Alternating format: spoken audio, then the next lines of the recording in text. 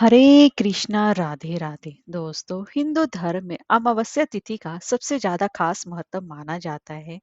और अमावस्या तिथि पर स्नान दान और पूजा पाठ का सबसे ज्यादा महत्व है। अमावस्या तिथि जो कि पितरों की तिथि मानी जाती है और उस दिन भगवान विष्णु की पूजा उपासना करना बेहद ही शुभ फलदायी माना जाता है। और पितरों के निमित्त तर्पण करना भी बेहद ही शुभ माना जाता है। अमावस्या तिथि पर गंगा स्नान का सबसे ज्यादा खास महत्व माना जाता है।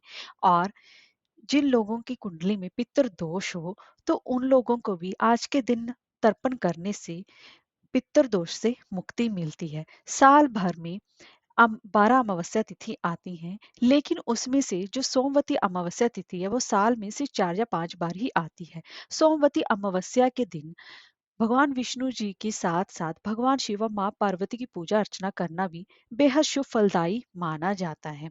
और दोस्तों, अगर आपकी कुंडली में पितृ दोष भी हो, तो सोमवती अमावस्या पर पितृ दोषों को शांति करने के लिए कुछ खास विशेष उपाय भी किए जाते हैं। तो दोस्तों, साल 2024 में सोमवती अमावस्या जो कि 8 अप्रैल को पड़ रही है, और इस दिन हमें पितृ दोष से मुक्ति के लिए कौन से खास 5 महाउपाय करने चाहिए, वही आज हम इस वीडियो में जानने वाले हैं। तो चलिए वीडियो शुरू करते हैं। दोस्तों, अगर आपको हमारी वीडियो अच्छी लगी हो तो लाइक शेयर और सब्सक्राइब करना ना भूलें। अब पहले जान लेते हैं कि सोमवती अमावस्या तिथि कब से प्रारंभ हो रही है। सोमवती अमावस्या तिथि चैत्र मास के कृष्ण पक्ष की अमावस्या तिथि 8 अप्रैल सोमवार को सुबह सुबह 3:11 से प्रारंभ हो रही है। तिथि का समापन 8 अप्रैल की ही रात को 11:50 पर समाप्त हो रही है।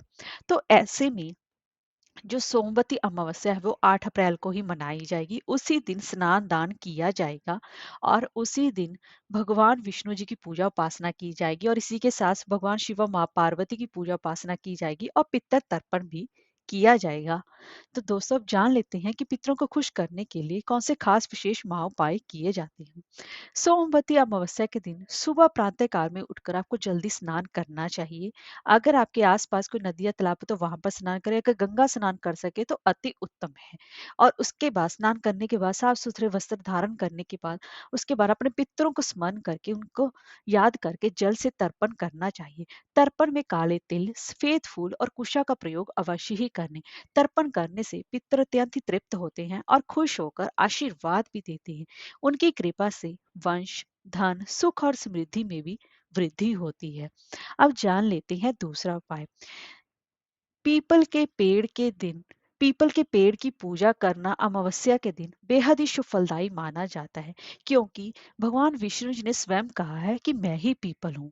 तो इस दिन सोमवती अमावस्या के अवसर पर स्नान और दान के बाद पीपल की पेड़ की जड़ को कच्चे दूध में थोड़े से काले तिल मिलाकर सींचना चाहिए। धार्मिक मान्यताओं के अनुसार इस पीपल के पेड़ में भगवान विष्णु, शिव और ब्रह्मदेव का निवास होता है। और यदि आप पीपल के पेड़ की सेवा और पूजा करते हैं तो इससे पितरों को लाभ होता है। आज के दिन पीपल के पेड़ को कच्चे दूध में काले तिल मिलाकर जल से सींचना चाहिए, और शाम के समय एक सरसों के तेल का दिया भी अवश्य ही जलाना चाहिए। अब जान लेते हैं तीसरा उपाय। सोमवती अमावस्या के दिन स्नान दान करने के बाद आपको एक अशोक का पौधा लगाना चाहिए और प्रतिदिन उसकी सेवा करनी चाहिए। और क्योंकि अशोक का पेड़ भगवान श्री हरि विष्णु जी को अत्यंत ही प्रिय है, और इसीलिए पितरों को प्रसन्न करने के लिए इस सोमवती अमावस्या पर अशोक का पौधा आपको अवश्य लगाना चाहिए। ऐसा करने से पितरों की विशेष कृपा की प्राप्ति होती है। आप यह पौधा किसी मंदिर में या किसी और जगह पर भी लगा सकते हैं। घर पर ना लगाए तो उत्तम रहेगा। और चौथा उपाय जान लेते हैं। इस सोमवती अमावस्या पर भगवान शिव और माँ पार्वती की पूजा अर्चना करने के साथ साथ भगवान विष्णु जी की विशेष रूप से पूजा उपासना करें, और उनका विशेष मंत्र ओम नमो भगवते वासुदेवाय का यथा संख्या मंत्र में जाप अवश्य करना चाहिए।